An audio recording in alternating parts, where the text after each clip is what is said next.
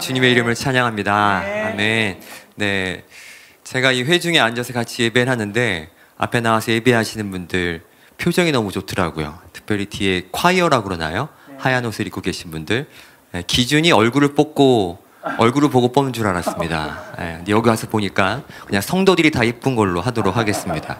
우리 좌우 앞뒤 계신 분들 서로 축복하실까요? 예수님 때문에 아름다우십니다. 그래, 또 한번 따라해 보시기를 원하는데 기도하는 마음으로 함께 제 말을 따라해 보시겠습니까? 하나님은 나를 사랑하십니다. 그 사랑은 변함이 없습니다. 그 사랑이 오늘 우리를 변화시킬 것입니다. 아멘. 네, 아멘입니다. 네, 이 귀한 밤에 초대해 주셔서 우리 주의 은혜를 나눌 수 있도록 허락하신 우리 하나님께 감사를 드리며 오늘 누가복음 18장의 말씀과 키르기스탄의 이야기를 좀 함께 나누고 싶습니다. 저는 소개받은 것처럼 키르기스탄이라는 민족을 섬기고 있는 박선한 선교사고요. PPT를 좀 보여주시면 저희가 사역했던 땅입니다. 우리 아름다운 땅이죠. 지금도 우리 키르기스탄은 유목민으로 가난한 민족으로 살고 있습니다. 그래서 길이 없는 곳에 저렇게 천막집을 짓고 사는 사람들이 여전히 살고 있는 곳이 키르기스탄입니다. 제가 장기 선교사이다 보니까 저렇게 숲속에 초원에서 천막집을 짓고 사는 사람에게도 복음을 증거하러 가야 되거든요. 근데 갈 수가 없습니다. 차가 못 가니까. 차가 못 가면 어떻게 되겠습니까? 네, 말을 타고 갑니다. 그래서 제가 한국에 사는 동안은 말 구경도 못했어요. 근데 키르기스탄 가서는 말을 아주 잘 탑니다. 일단 생긴 게 잘 타게 생기지 않았습니까? 일단 아주 잘 탑니다. 현지인들이 놀랄 정도로. 그래서 지금도 키르기스탄은 여러분들이 단기 선교로 오시면 제가 여기 올라오기 전에 세 분의 키르기스탄 목장 요원들을 만났습니다. 이분들을 키르기스탄으로 여러분들의 힘으로 보내주시기를 축복합니다. 네. 제 힘으로는 안 될 것 같고 여러분들이 여러 가지 협박과 회유를 하시면 이 세 분이 어쩔 수 없이 가실 것 같아요. 오시면 제가 말을 태워서 전도도 하게 하고 아주 맛있는 양고기도 대접하도록 하겠습니다. 부러우면 지시는 겁니다. 그냥 오시면 되겠습니다. 그래서 그냥 그 PPT를 보여주시면 감사할 것 같아요. 네, 그래서 저희 처음에 2009년도에 저 땅에 들어갈 때 모습입니다. 2009년도에 저희 가슴에 하나씩 애를 안고 아내와 함께 아내 20대 때, 저 33살 때 키르기스탄에 저렇게 들어갔습니다. 지금 이렇게 바뀌었어요. 넘겨주세요. 지금 이렇게 애가 넷이 됐습니다. 그래서 큰애는 지금 저보다 크고요. 아버지 선교하셔야죠. 이렇게 분위기가 바뀌는 놀라운 역사가 일어났어요. 둘만 데리고 들어갔는데 우리 하나님께서 저희 가정 가운데 큰 축복을 주셔서 일단 2배가 됐습니다. 그래서 우리 6명이 아무 데서나 예배를 드려도 교회가 개척이 되는 아주 놀라운 부흥의 역사를 저희가 체험하고 있어요.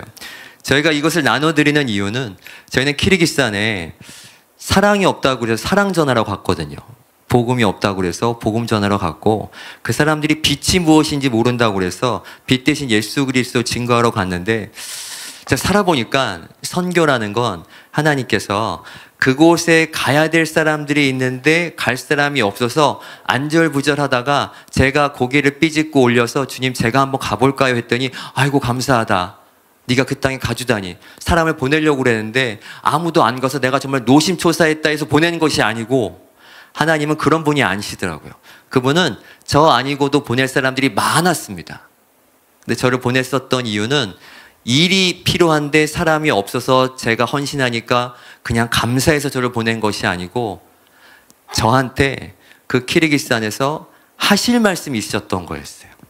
그 선교사에게 그 사람에게 그 땅에서만 줄 수 있는 계시가 있었기 때문에 저를 그 땅에 보내신 거였더라고요. 그러니까 제가 정말 그 땅에서요 사랑 전하러 갔는데 사랑 배워왔고요.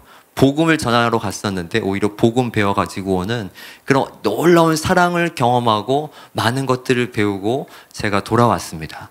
그래서 서비스로 애까지 2배를 주셔가지고 그냥 뭐 모든 게 감사한 하루하루를 지금 살고 있죠. 저희 가정 가운데도 큰 변화를 일으켜 주셨는데요. 우리 키르기스탄에도 정말 많은 큰 놀라운 역사를 보여주셨어요. 짧은 시간이지만 잠깐만 보여드리면 넘겨주세요. 제가 처음 사역했을 때 키르기스탄의 모습이었습니다.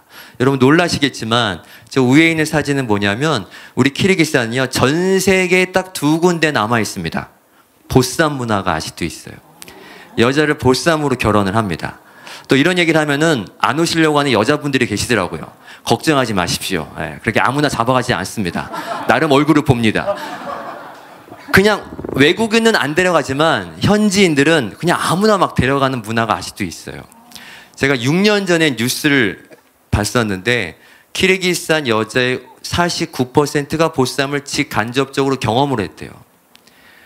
그러니까 대부분의 여자들이 한 번쯤은 이 보쌈을 경험을 하는 거예요. 근데 이게 법적으로 어떤 맹점이 있냐면 여자를 납치했을 때 벌금이 소를 뺏어갔을 때보다 벌금보다 싸요. 그러니까 너무 형편없는 인권을 가지고 있는 거죠. 그러니까 대부분이 어떻게 되냐면 이렇게 사랑이 없이 결혼을 하기 때문에 이혼을 합니다. 그래서 1년, 2년 정도 지나면 애 생기죠? 애 낳죠? 사랑 식죠? 그럼 남자가 대부분 납치했던 그 여자를 버려버려요.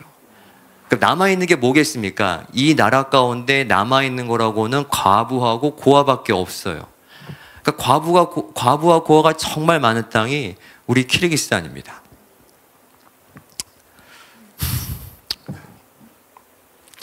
그러니까 뭐 선교지마다 뭐 고아랑 과부 많다고 얘기합니다. 근데 우리 키르기스탄은 그 출발부터가 여자들이 비참하게 결혼을 시작해서 과부가 되고 고아가 되는 거죠. 그래서 버림받은 채로 시골에 가서 살아야 되는 그런 처참한 여성 인권 가운데 사람들이 복음 못 들은 채로 죽도록 고생하다가 그냥 지옥 가는 곳이 제가 처음 봤던 키르기스탄이었습니다. 그래서 밑에 있는 사진은 아직도 가난하고 아직도 내전이 있어서 현지인들이 도망 다녀야 되는, 철조망을 뜯고 우즈벡으로 도망가고 타직으로 도망가야 되는 그런 아픔이 아직 키르기스탄 가운데 있어요. 근데 키르기스탄에 저희 가정을 보내신 거죠. 저희가 대단해서 저희를 보낸 것이 아니고 이 열악한 땅 가운데 내가 너한테 꼭 해줄 말이 있다 해서 저희 가정을 보내셨어요. 처음 들어갔을 때 사역했던 곳은 대학교입니다. 넘겨주세요. 제가 처음 사역했던 대학교, 이 사진 저 위쪽에 교육대학교입니다. 우리 키르기스탄의 3대 교육대학교인데요. 교수를 뽑더라고요. 그래서 제가 아무 생각 없이 비자를 받아야 되기 때문에 교수를 지원을 했죠. 그때 이 친구들이 저를 채용을 하더라고요. 그래서 제가 교수가 됐습니다, 여러분. 할렐루야. 제가 어디를 봐서 교수가 되겠습니까? 근데 이 키르기스탄 저를 교수 요원으로 뽑아서 저 대학에서 제가 뭐 영어도 가르치고 컴퓨터도 가르치고 한국어도 가르치면서 하여튼 가르칠 수 있는 모든 것들을 가르치면서 현지인들을 만났죠.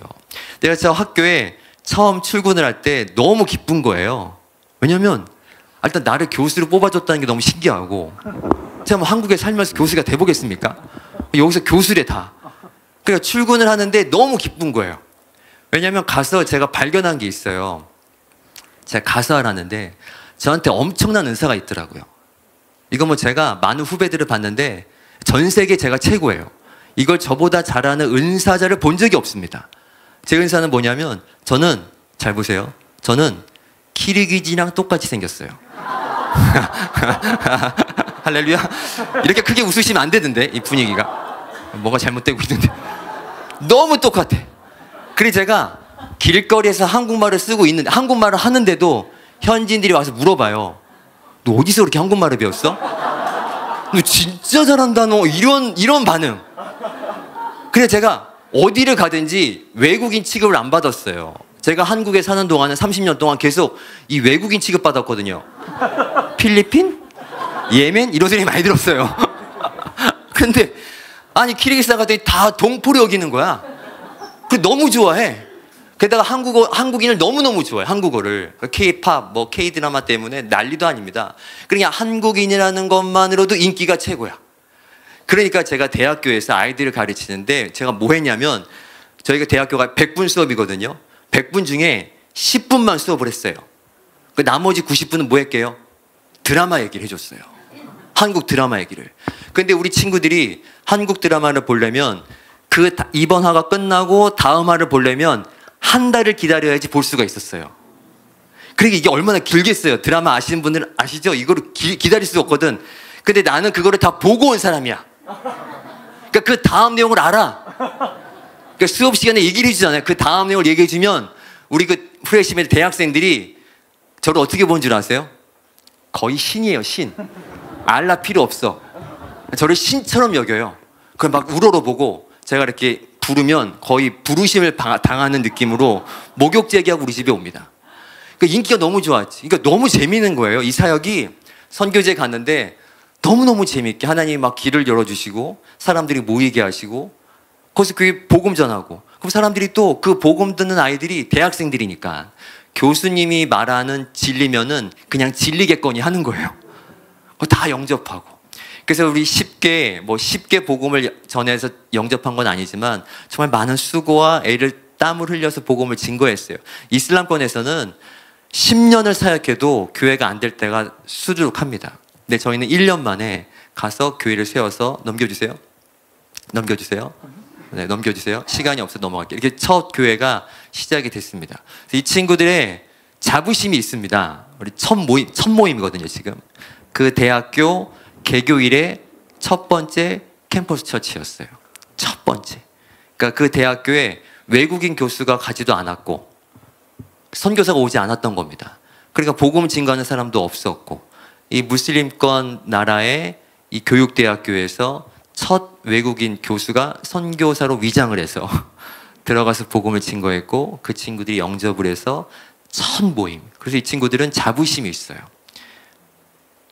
선생님, 저희는 사도행전 2장에 나오는 그 초대교회, 적어도 키르기스탄의 초대교회죠? 라는 자부심이 있습니다. 여러분, 사도행전 2장의 초대교회 시작 있잖아요. 성령의 역사로 말미암아 시작된 그 초대교회 역사가 여러분 지금도 어느 지역에서 일어나고 있는 사건이에요. 조금만 고개를 들어서 관심을 갖고 기도를 시작하시면 여러분들의 기도를 통하여서 마치 2000년 전 사도행전 2장의 초대교회 역사가 지금도 무슬림권 어느 마을에서 혹은 어느 캠퍼스에서 일어날 수 있다는 것이죠. 저는 모르고 갔습니다. 이런 일이 있을 거라고. 내가 섬기는 대학교가 첫 선교사가 왔고 첫 번째 교회가 세워질 거라고 예상을 못하고 갔는데 우리 주님께서 정말 비천한 저 같은 사람을 통하여서 교회를 세우시고 그 교회 성도들이 성장을 하게 하셔서 이 가운데 선교사도 나오게 하시고 목사도 나오게 하셨습니다. 넘겨주세요. 그래서 조금 교회가 커졌습니다. 제가 마지막으로 크리스마스 모임하고 나온 사진인데요. 다들 표정이 밝지 않습니까? 네, 제가 할 얘기가 많지만 그냥 표정 얘기만 하나 하고 마칠게요. 정말 표정이 밝아요. 근데 우리 무슬림권, 특별히 키르기스탄에 오신 분들이 다 얘기하는 게 뭐냐면 길거리에 있는 청년들이 웃지를 않는다는 거예요. 청년 때는 모든 게 좋을 때 아니에요. 근데 우리 키르기즈인들은 웃지를 않습니다. 웃을 일이 없어요. 국민 총 생산액이 1년 국민 총 생산액이 120만 원입니다. 월급이 아니고 1년 총 생산액이 120만 원이에요. 진짜 가난합니다. 뇌물이 없으면 대학생들이 학점을 받지 못해요. 교수한테 얼마를 줘야지만 A+를 받고 졸업을 할 수 있는 사회 구조입니다. 그러니까 모든 사회 구석구석이 뇌물이 없으면 돌아가지 않고 부정부패가 판을 치는 곳. 아무 소망 없이 사람들이 살고 있어요. 여자들은 납치당해서 결혼을 해요. 길거리 가서 돌 던지면 반은 고합니다. 그러니 여기서 무슨 소망이 있겠습니까? 아무 소망 없습니다. 웃지 않습니다. 길거리에서 웃고 있는 키르기스 무슬림 청년들은요, 정신 나간 애들입니다. 웃지 못해요. 근데 여러분, 교회 나와 있는 우리 친구들을 좀 보십시오. 표정이 너무 좋지 않습니까? 정말 여러분처럼 표정이 밝아요. 표정 관리 하셔야겠죠? 너무너무 좋습니다. 진짜 밝습니다. 근데 이 친구들은 예수 믿는다는 것 때문에 저 무슬림 사회에서 핍박받는 친구들입니다. 저렇게 멀쩡하게 웃고 있지만 예수 믿는다는 것 때문에 정학당한 애도 있고요. 교수한테 협박받고 엄마한테 매맞고 쫓겨난 애들이 태반입니다.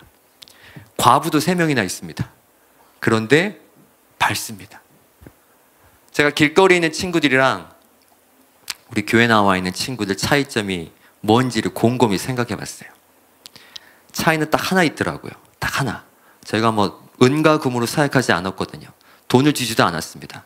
그냥 딱 하나 차이가 있더라고요. 그것은 예수가 있고 없고의 차이밖에 없었어요.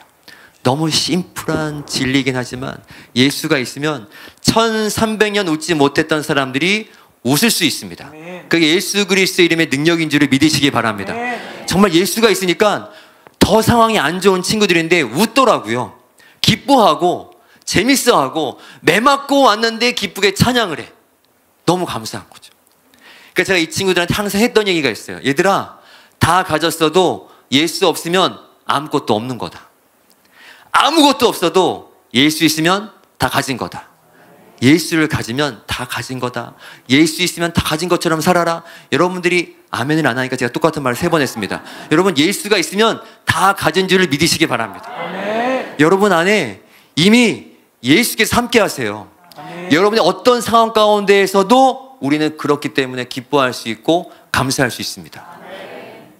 전 아파서 왔거든요. 사실 몸이 굉장히 안 좋아서 거의 실려 나오다시피 한국에 들어와 있습니다. 지금도 사실 가진 게 없습니다. 그리고 11년 열심히 사역을 했더니 남는 것은 딱 가방 2개 남더라고요. 키르기스탄 나올 때 이민 가방 2개 들고 나왔거든요. 6 식구가. 아무것도 없이 나왔어요. 가진 게 아무것도 없이 나온 거죠. 와서 갈 곳이 없었습니다. 그래서 처갓집에 들어갔거든요. 진짜 열심히 11년을 산 것 같은데 얻은 것이 아무것도 없고 손에 쥐어진 것이라고는 애 넷과 이민 가방 2개밖에 없는 제 모습. 그리고 건강은 피폐해지로 피폐해져서 뭘 해야 될지 모르겠더라고요. 정말 주님, 인생 참 비참합니다라는 말을 저도 모르게 툭 내뱉었어요. 제가 그 비행기를 타고 공항을 떠나기 전에 주께서 저에게 해주셨던, 마음 가운데 해주셨던 감동은 뭐였냐면, 정말 내리에 꽝 치듯이 선아나 너 절대로 비참하지 않다.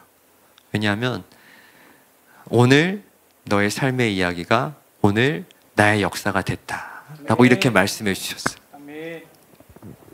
여러분들의 평범한 삶을 오늘이 금요 기도회 때 하나님께 맡기시면 하나님께서 받으시고 여러분들의 평범한 삶을 하나님의 선교 역사로 바꿔주실 줄을 믿습니다. 우린 그렇게 사는 사람들인 겁니다.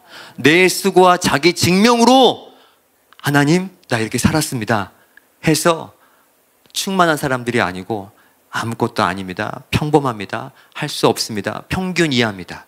그렇지만 이 삶을 주님께 맡길 때 이 삶이 세계 교회를 움직이고 세계 현지 역사를 만들어 가시는 하나님의 놀라운 역사가 될 줄을 믿습니다. 이렇게 살아가는 거죠. 여기 그런 친구들인 겁니다. 아무것도 없어도 다 가진 것처럼 사는 친구들. 넘겨주세요. 한 친구를 얘기하면 첫 번째 예수 믿은 자매였어요. 아까 보신 사진에 있었는데 선교사가 됐습니다. 지금은 몽골에서 사역을 하고 있고. 넘겨주세요. 그 엄마입니다. 무슬림 아줌마였습니다. 이분들이 얘기하는 이유는 이 엄마도 그렇고 이분의 여동생이 있습니다. 여러분, 둘 다 보쌈으로 결혼을 당했어요. 그래서 이 딸을 하나 낳고 이혼당해서 평생 애를 키운 거예요. 악독한 무슬림으로 사셨습니다. 근데 딸이 변화되는 거 보고 이분도 지금 저한테 침례를 받고 있는 중입니다. 그 동생이 낳은 자식 둘이 있어요. 넘겨주세요. 네, 시커먼 애들 있죠? 저 이쪽에, 왜 오른쪽은 제 아들이에요. 헷갈리지 마세요. 요 2명. 친척들이에요. 그 제가 저 자매를 전도할 때마다 데리고 나오라고 그랬어요. 시커먼 애들이 맨날 나왔습니다.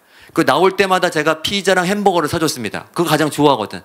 내가 우리 집 애들은 안 사줄지언정 얘네를 항상 사줬어요. 좋은 햄버거로, 좋은 피자로. 그리고 계속 나올 때마다 복음을 증거했죠. 안 믿습니다. 왜? 엄마한테 계속 교육받았거든. 보쌈당해서 결혼당해가지고 애 둘을 낳아버리니 엄마의 교육을 계속 받았어요. 그래서 무슬림으로 살아왔던 아이들이 복음을 갑자기 듣고 조금씩 바뀌는 거 같죠? 안 바뀝니다. 이 친구들이 복음을 안 들어요. 근데 나오라고 할 때마다 나오더라고요. 왜 나왔겠습니까? 햄버거 먹어야 되거든. 잘 아시네요. 그러니까 맨날 저를 보는 게 아니고 제 주머니를 봐요. 야, 오늘 이 아저씨가 뭘 사줄래나. 그걸 기대하고 오는 거죠. 근데 제가 속는 걸 알면서도, 밑빠진 독에 물 붓는 걸 알면서도 계속 사줬어요. 그리고 만날 때마다 예수님 얘기하고, 만날 때마다 성경 가르치고. 근데 변화되지 않았죠. 시간이 흘렀습니다. 정말 긴 시간이 흘렀어요. 넘겨주세요. 우리 훈련 받고 선교 훈련을 받거든요. 키르기스탄도 선교 훈련 받고 단기 선교 가는 사진입니다. 다른 나라로. 한 번 더 눌러주시면 이 친구가 된 겁니다. 컸죠. 제가 정말 많은 사진 중에 제 키르기스탄에서 정말 많은 일을 했었거든요. 뭐 NGO도 하고 사업도 해보고 교수도 하고 많은 일을 했는데 하나님이 선하나 너 우리 사랑하는 청라은혜교회에서 사진 한 컷을 보여줘라. 그럼 전 이 사진을 자랑하고 싶습니다. 제가 처음 만났던 키르기스탄의 모습은 이 친구들과 같았어요. 시커멓고 선교사한테 뭐 뺏어 먹을 거 없나 맨날 이렇게 그것만 노리던 친구들인데 이 친구들을 주님이 어느 정도 자라게 하셨더라고요. 그래서 지금은 청년이 됐습니다. 근데 놀랍게도 여러분, 제가 여기 세종시에 사는데 세종시에서 여기까지 4시간 50분 걸려서 40분 걸려서 왔거든요. 근데 오는 사이에 이 친구가 전화가 왔어요. 또 전화가 와서 마치 오늘 청라은혜교회 가서 내 얘기를 좀 해라 라는 느낌으로 갑자기 전화를 한 거 1년 만에. 그래 너무 감사하더라고. 이 친구들이 이렇게 자랐어요. 그래서 하나님께서 마치 네가 처음 만난 키르기스탄의 모습이 이 청년과 이 아이와 같았는데 내가 이만큼 자라게 했다. 그 자라게 하는 사이에 네가 통로가 되어 주어서 고맙다라고 해주시는 것 같더라고요. 여러분, 안 변할 것 같지만 결국 기다리고 기도하고 밑빠진 독에 물 붓듯이 영혼을 섬기면 결국 그 사람 바뀝니다. 아멘. 여러분, 목장이나 혹은 주변에 전도하고 싶어서 기다리는 분들이 계십니까? 몇 번 해보고 포기하지 마십시오. 속는 거 알면서 투자하시는 겁니다. 시간과 재정을. 이때는 아멘이 없으시네요. 속는 거 알면서도 투자하시는 겁니다. 그럼 반드시 여러분들의 그 사기당함을 통하여서 하나님께서 영혼을 살리실 줄을 믿습니다. 선교진 이게 매일매일의 반복이에요. 넘겨주시면 이 자매도 과부인데요. 넘겨주세요.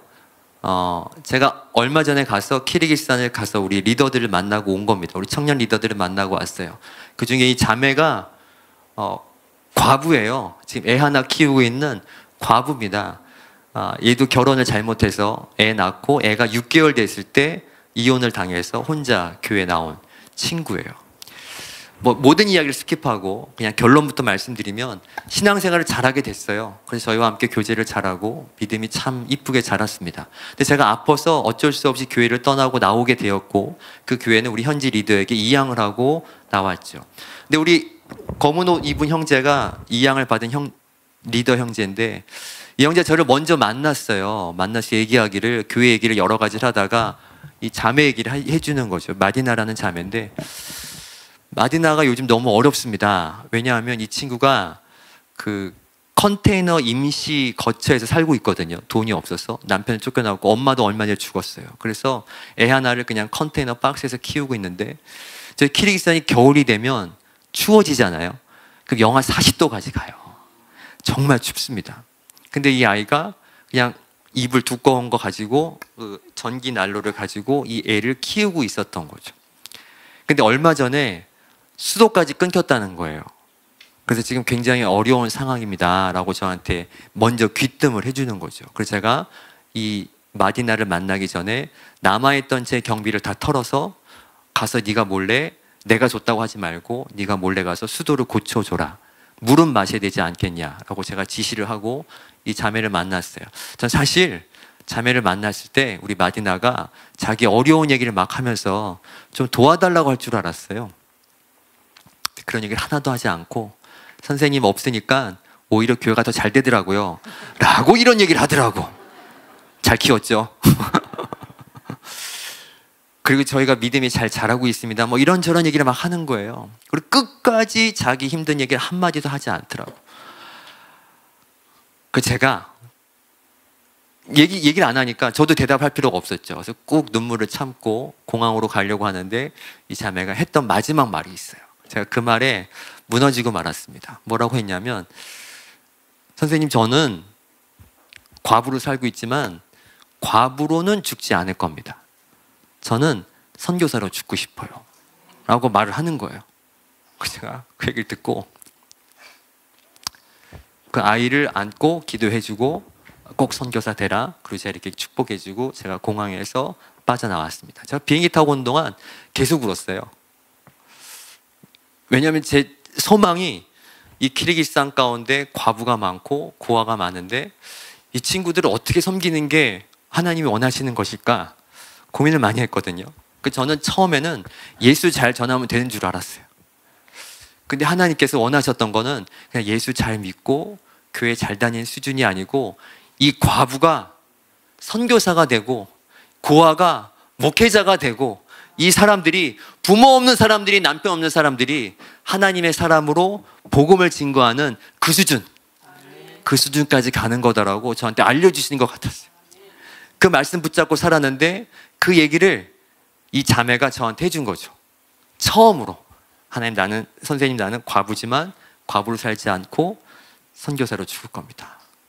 하나님께서 저에게 주셨던 그 약속을 이 자매의 입술을 통하여서 이루어지시는 것을 제가 경험했습니다.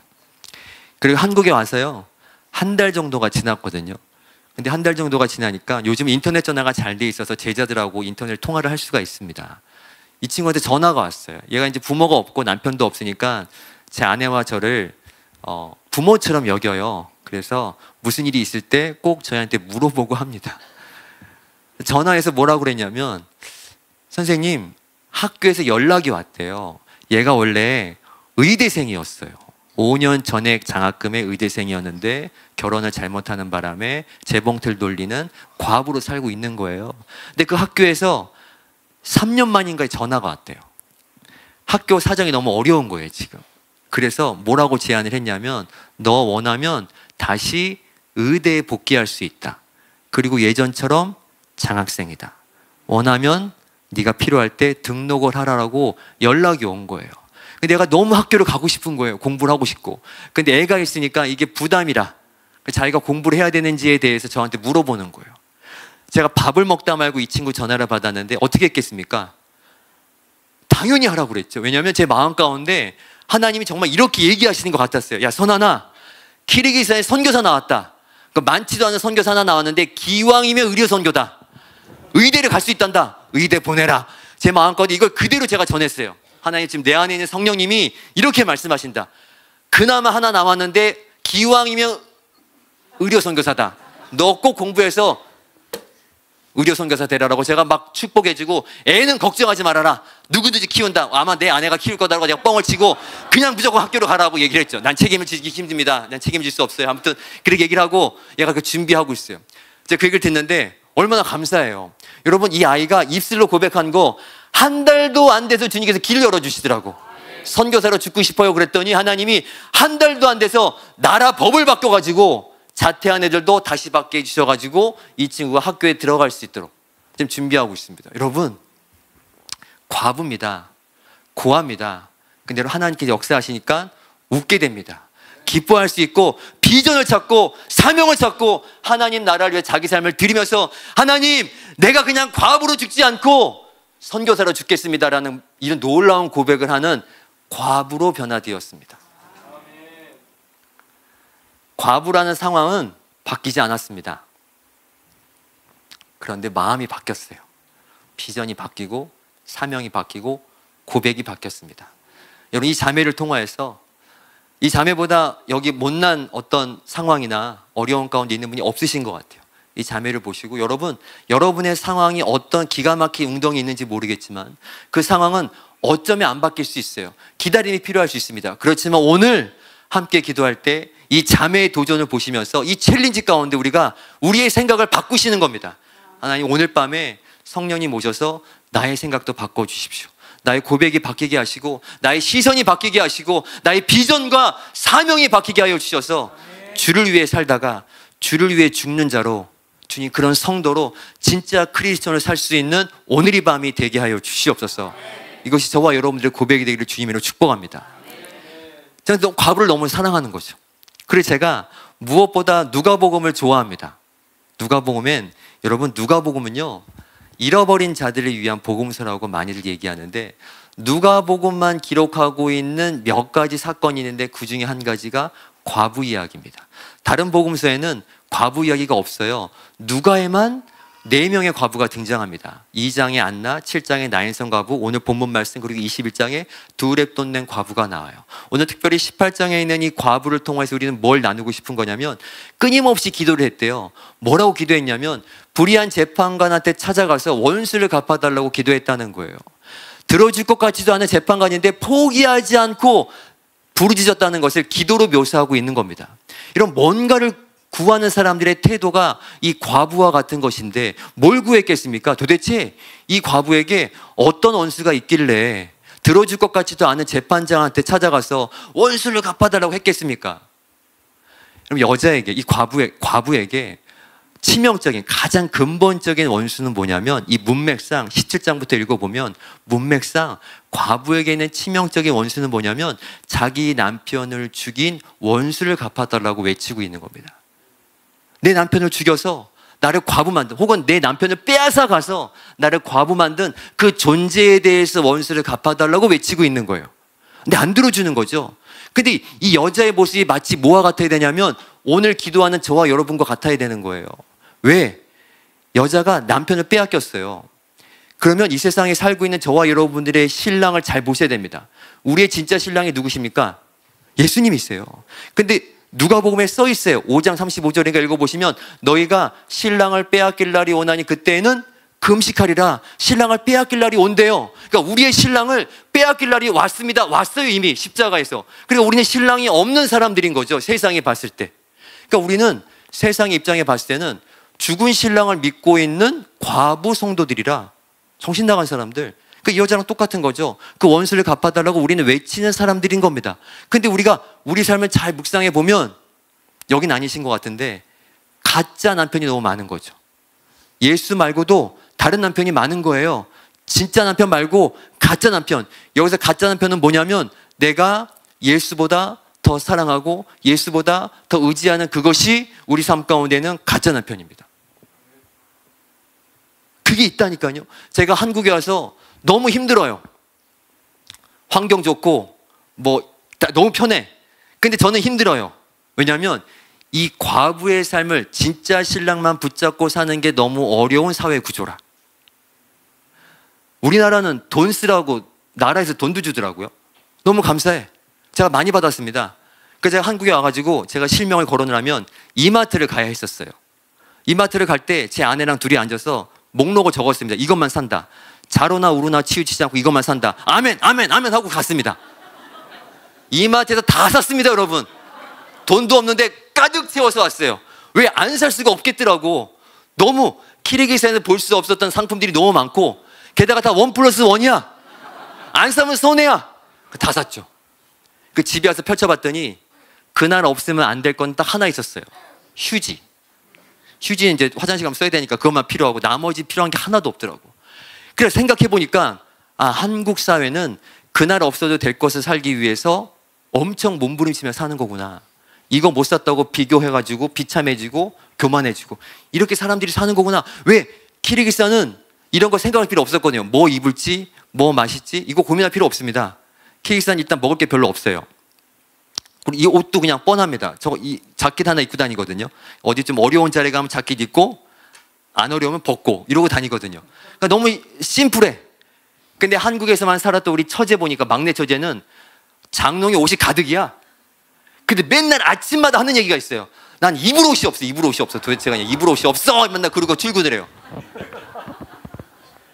뒤통수를 한번 때리고 싶었는데 처제만 아니면 맨날 그러고 사는 거예요. 우리가 교회 나오면서도 뭐 입을지 뭐 마실지 이걸 계속 고민하고 사는 거죠.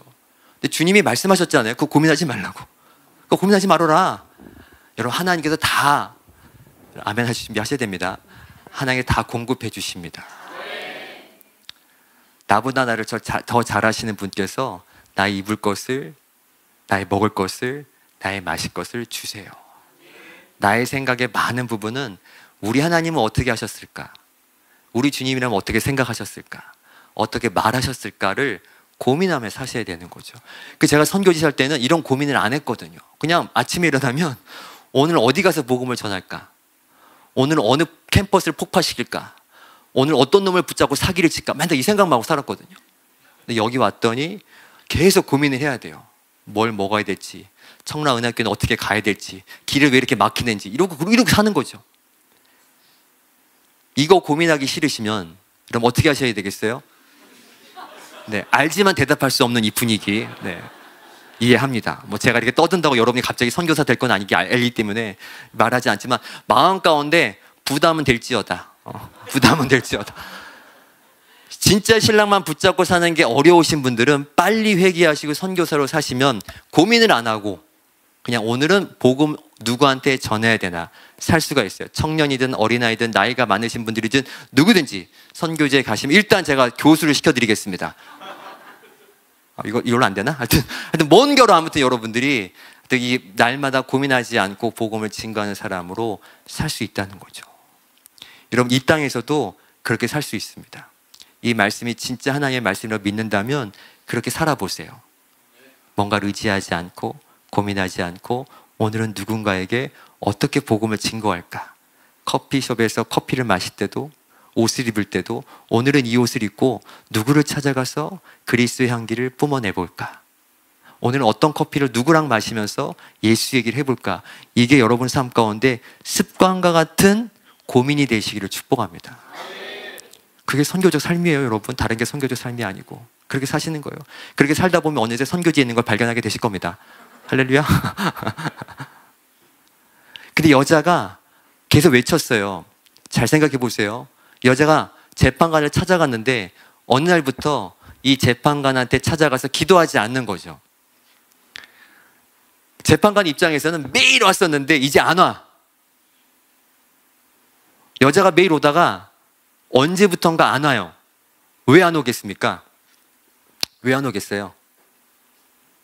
왜 안 오냐면요, 그 여자가요 자기 남편을 죽인 원수와 바람이 났을 때 불의한 재판관한테 찾아가서 원수가 갚았다는 얘기를 못합니다. 그렇지 않겠어요? 지금 내 남편을 죽인 이 원수를 갚아달라고 했는데 어느새 눈이 맞았네. 그래서 그 세상과 바람이 났네. 한 살림을 차렸네. 근데 어떻게 이 남자를 죽여달라고 재판관 찾아갈 수 있겠어요? 못 가는 거예요. 여러분 어쩌면 우리의 삶이, 어쩌면 교회의 모습이 세상과 바람이 나서 더 이상 주님께 주님 원수를 갚아달라고 부르짖지 아니하는 기도가 돼버린 거죠.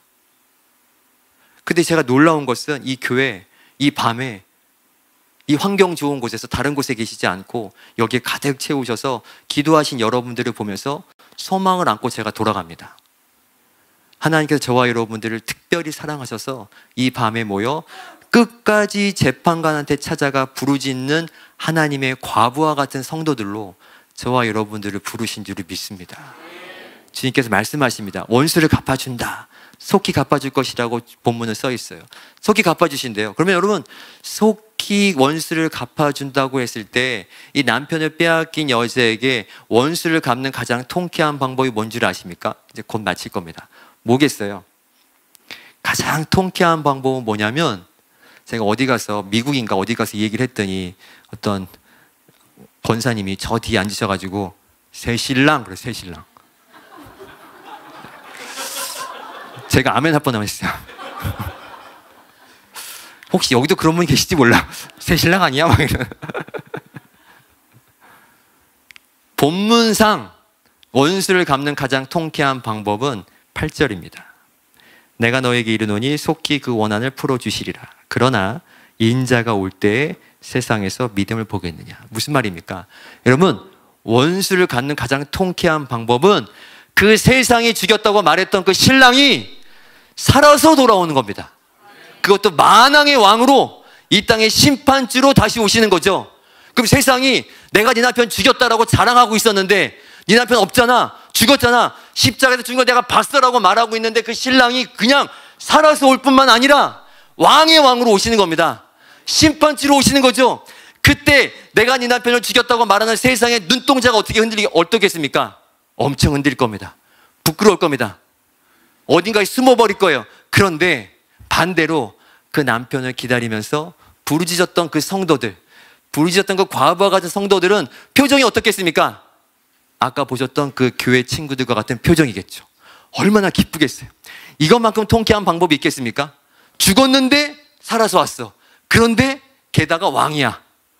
이건 정말 이 말씀은 놀라운 말씀인 거죠. 그러니까 과부 얘기하다가 뜬금없이 갑자기 인자가 온다는 얘기 하시는 거예요. 인자가 온다. 인자가 오는 것이 이 과부에게 원수를 갚는 가장 통쾌한 방법이었던 것입니다.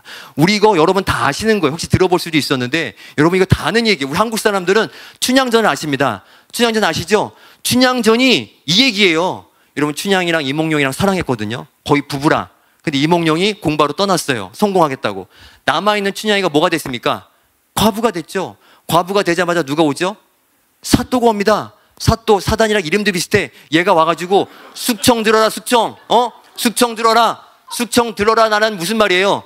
네 사랑을 나한테 줘라라는 얘기거든. 네 사랑 나한테 줘라. 그러니까 이 춘향이가 사랑을 줍니까? 안 주죠. 끝까지 자기 사랑을 지킵니다. 이몽룡을 향한. 그러니까 이 막 정결을 지키는 거죠. 목에 칼 차고 감옥에 들어가고 엄마 풍지박살 나고 난리 핍박을 받는데도 여자가 끝까지 버팁니다. 끝까지 견디니까 누가 오십니까? 재림 암행어사가 오셔가지고 모든 걸 평정하시고 춘향이는 아내로 맞이하시고 누구야? 사또는 어떻게 합니까? 옥에 가두시고. 아시죠? 춘향 복음전. 엄청나요. 제5복음서. 아니, 근데 우리 한국 사람은 이걸 어떻게 하는지 모르겠어. 이거 성경을 보고 쓰라고 이렇게 못 쓸 거 아니야. 근데 이거를 우리 춘향전을 이미 다 쓰셨어. 복음의 민족. 잘 생각해 보세요. 이게 웃을 일이 아니고. 되게 재밌네. 이게 웃을 일이 아니에요. 춘향이가 왜 기다렸겠습니까? 두 가지예요. 첫 번째, 이몽룡을 사랑하니까. 두 번째, 이몽룡이 다시 올 걸 믿으니까. 어떻게 다 아시네? 아멘 할 뻔했죠? 춘향이 얘기 듣다가 아멘 한다니까요. 우리도 똑같이 사는 거예요. 우리도 똑같이 사는 거라고요. 여기 모이신 분들이 그렇게 살고 있는 거예요. 왜?